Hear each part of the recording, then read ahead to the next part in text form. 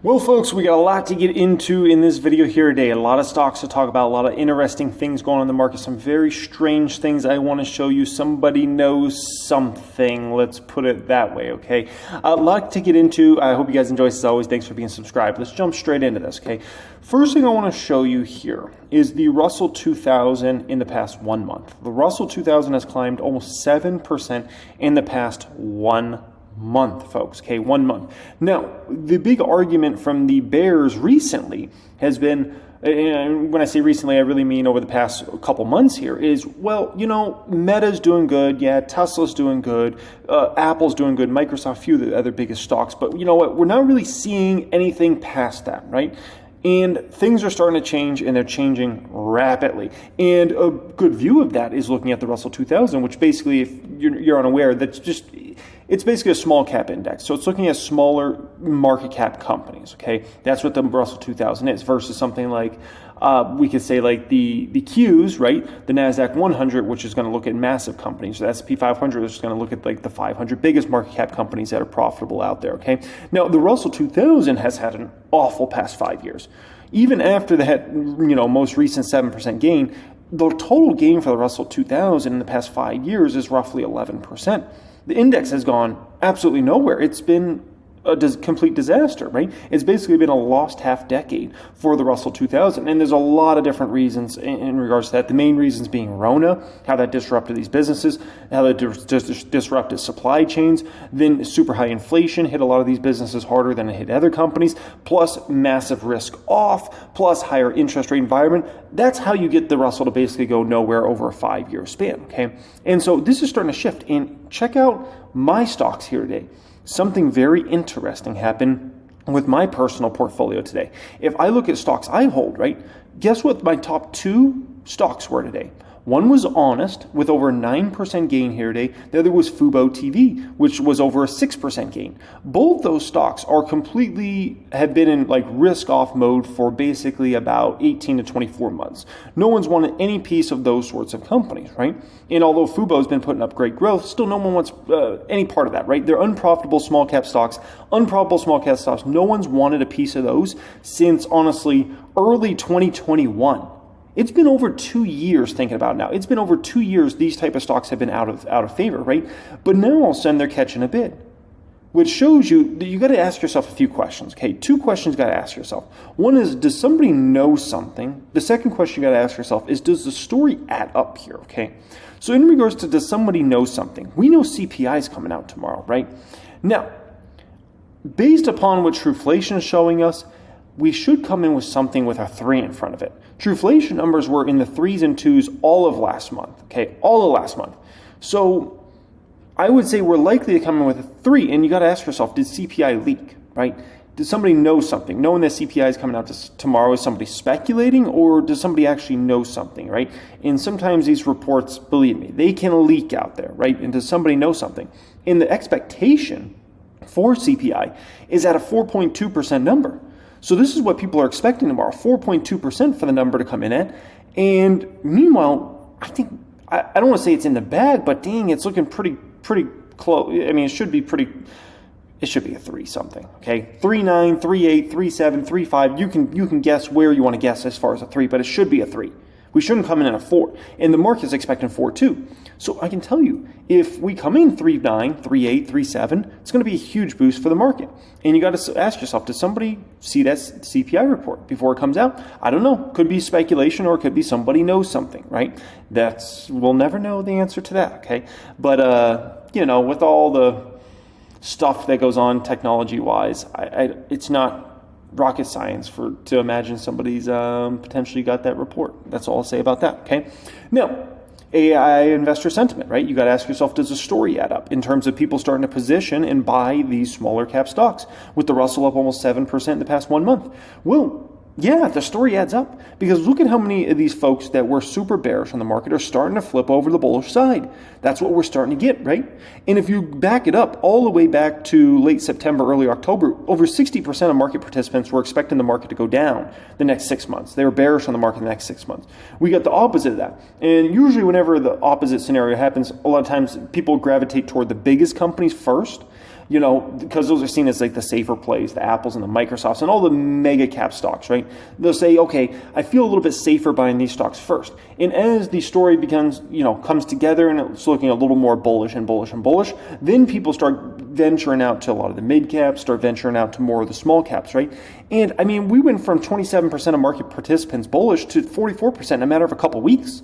We went from almost 40% of market participants bearish on the market for the next 6 months to 24% bearish, a huge drop off in a matter of a few weeks. So to be honest, the story adds up. It adds up perfectly in regards to this whole situation, folks. And so what we're seeing, don't be surprised if you continue to see exactly what you're seeing in front of yourself for a while, especially if that CPI report comes out with something with a 3 in front of it. That's a game changer for the market. And although a 3 is still too high compared to what the market's looking for, right? The market wants to see 2s, and obviously the Fed wants to see 2s. I can tell you, when you're coming off 9% plus, and all of a sudden you can go down to, 7s, 6s, 5s, 4s, and now 3s potentially, then you're talking about 2s right around the corner, okay? And based upon Truflation, it's been showing 2s pretty much this entire month of June so far. So good news, okay? Next up here, Tesla, my Esla. I want to talk about a whole bunch of stocks in regards to this one and kind of my views here, okay? Tesla, my Esla stock is up like 12 straight sessions, folks. Stock is now up 131% this year. Absolutely extraordinary performance for a good old Tesla Tesla here. And, people are looking at this and like, what in the world? 12 straight sessions up, 131% gain year to date. Welcome to Tesla stock, folks. This is one of the most volatile mega cap stocks you're ever going to find in the market. 1 minute, you could be down 70% of the stock. The next moment, you could be up 131%. Things change quick, okay? Now, is it time to get out of Tesla stock, okay? Well, if you're a long-term holder, no. Absolutely not. I regret, I've sold most of my Tesla stock over time, and I can tell you I regret every share I ever sold of the stock because I should hold a whole lot more shares than what I hold here today, okay? In regards to Tesla, also, we have a lot going for ourselves that's looking pretty good, okay? If we're talking about CPI starts coming in the 2s over the next few months here, okay? Let's say we hit a 3 something here, and it's looking like a probability of, a very low 3 or high 2 next month, and then we talk about 2s later this summer, right? Then that's the moment the Fed can start considering lowering rates. Because then you're talking about a Fed funds rate of 5% plus, a CPI in the 2s, which is what the Fed wants. There's no reason to really keep rates that high in that sort of scenario, especially if you get any sort of economic weakness. So if CPI and 2s start coming, then the Fed's going to start considering lowering rates. If that happens, it's obviously very good for the market because you're going to be willing to pay much more for stocks if you're considering the Fed lowering rates, right? There's the way people do their DCF models. I can tell you there's a big difference between what you're going to value a stock at a 1% Fed funds rate versus a 5-something% Fed funds rate, bottom line, right? And obviously, then people will start viewing it as the Fed doesn't need to keep raising rates anymore. We got this under control, right? That's good for the market, but that's also good for auto sales because then you could be talking about a situation where there's more confidence in the economy. Consumer confidence has been very, very low for, especially last year specifically. It's been improving a bit this year, but it's still relatively low. So if we can add that sort of scenario, I can tell you consumer confidence will start to come around, which obviously is something huge for auto sales because buying an automobile, it's usually the second biggest purchase a person makes other than their home, right? So, and also obviously you talk about interest rates in terms of what you're going to have to pay on that loan being less as well, which means you can afford more. So that's good. And if that's good for auto sales, it's good for Tesla. So here we are with Tesla. We got a lot of things going for ourselves. And so I can say it's probably the most exciting time to be in Tesla stock in terms of this year. It's probably the most exciting time to be in the stock since probably 2019. That was the last moment where we were coming off a really tough sledding with obviously ramping a Model 3. And then we kind of got through that. The profitability started to improve, margins started to improve, the feelings around the company and their future started to improve dramatically, and obviously it was up and from there, right? And so I say 2023 reminds me a lot of 2019, just different standpoints in regards to that, right? Now, in regards to Meta, this is a stock that's starting to, let's call it, not really go anywhere. And people are looking at this and are like, well, what's going on with Meta? It's kind of been around this 270 range here for a bit, and it's just kind of chilling. In my opinion, Meta's waiting, okay? What is Meta waiting for? Meta's waiting for one of two scenarios for this next major move up in the stock, okay? The first scenario is the whole market moves up because of clarity around CPI and the Fed not having to raise anymore and those sorts of things. Okay, that could be the first thing Meta's waiting for, or a bad report and then the Fed, it's said they still have to raise, and then obviously that would push Meta stock back down to like 240, 230, something like that if that was to happen. Okay, so it's waiting for that. The second thing it's waiting for, next earnings report. Next earnings report is going to be huge because we should start to see a nice ramp up in EPS, in profitability for the company. And then we should get a very strong guidance of some kind, whether it's numbers or whether it's commentary, specifically around revenue and more so around EPS in the back half of this year for Meta.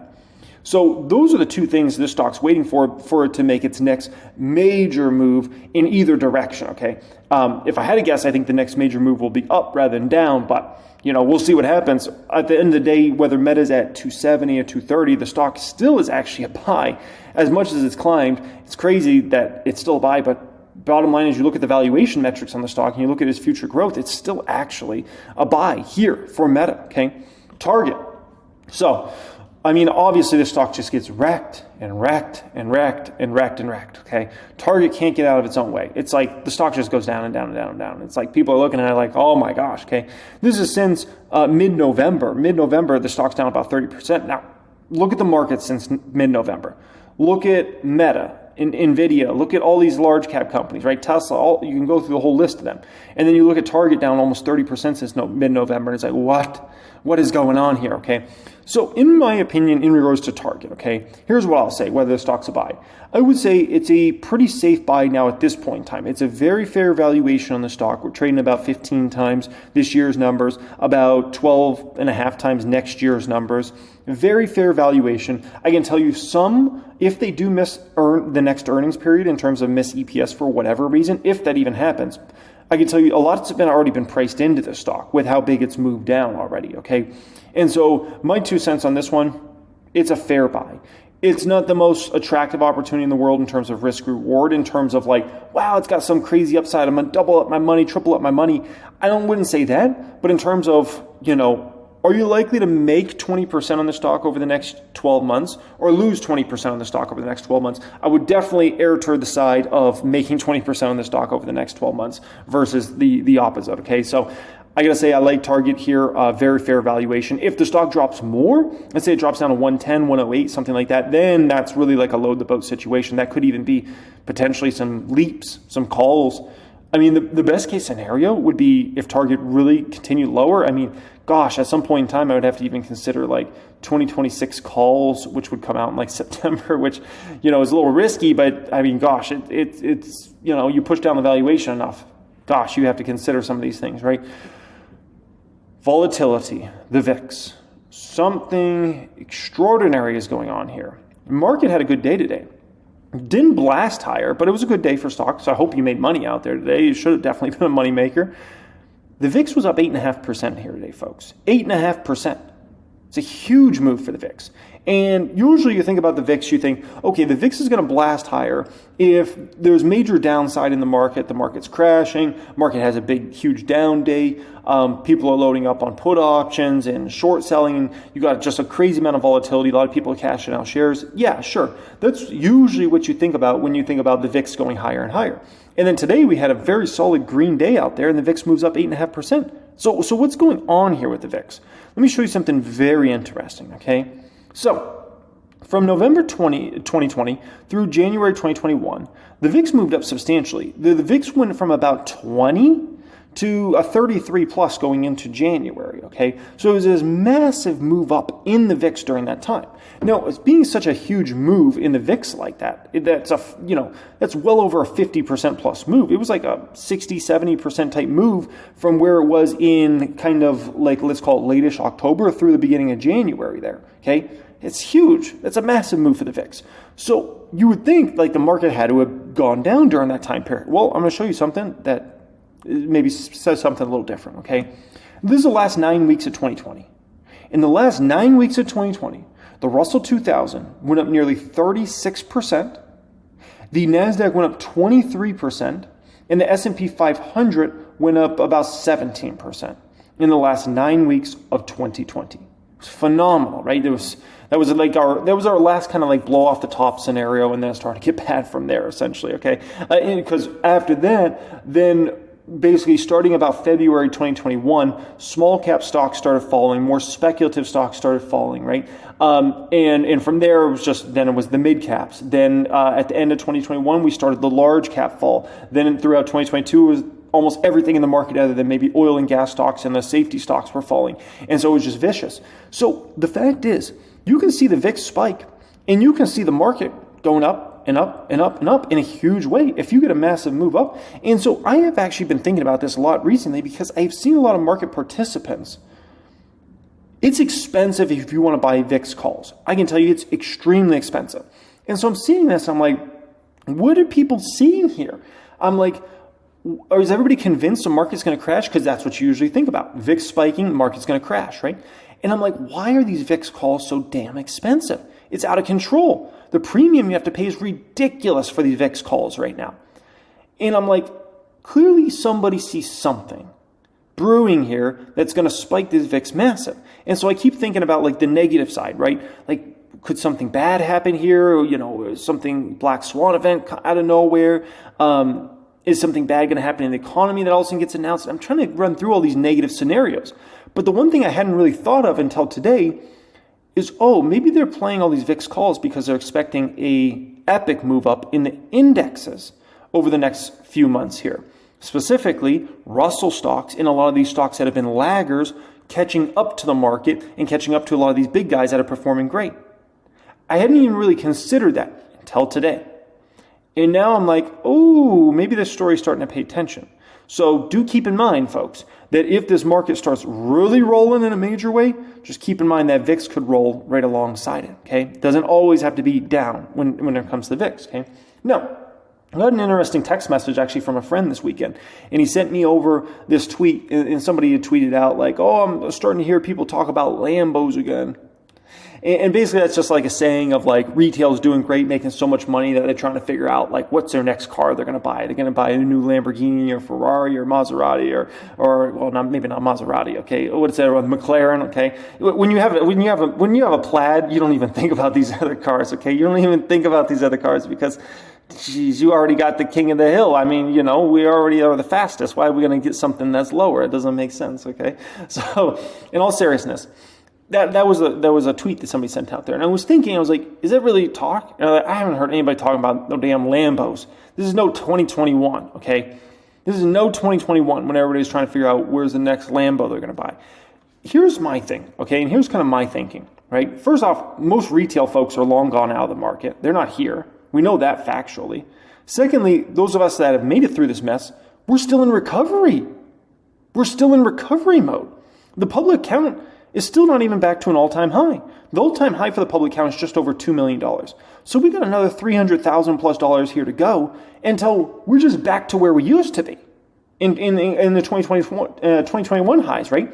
So my whole thing is I'm not even going to feel wealth effect until next year or the year after, until 2024 or 2025. I'm still not in that mode of feeling about, let's buy a new car and a new house and things like that. We got a long way to go here, folks. And so I just don't buy that.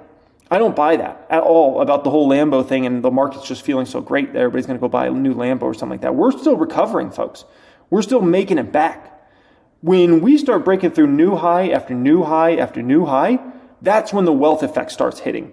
And that's when people start thinking about the new Lambo or what's the new house we're going to buy or, what are we going to do with all this money we're making? But until you get to new highs, you don't feel like, and I don't know why this video is laggy now at this point in time, but you don't feel like, oh man, I'm going to go buy something new or something like that. Like even me personally, I still can't even consider like going to buy a new house or going to buy a new car or fancy jewelry or anything like that. Like I'll spend money at a restaurant, like $100 or whatever, but I'm not going to spend, a ton of money on something that is especially, cars and jewelry and those sorts of things. Those are very unproductive assets, if we want to call them that, more like liabilities. So that's kind of my views on that. We got a ways to go here in this game, folks. Ways to go.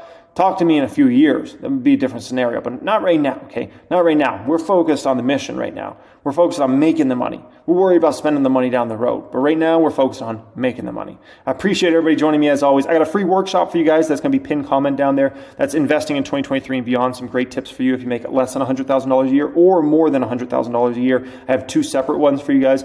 You should get a lot of value out of that. That will be pinned comment. Much love and have a great day.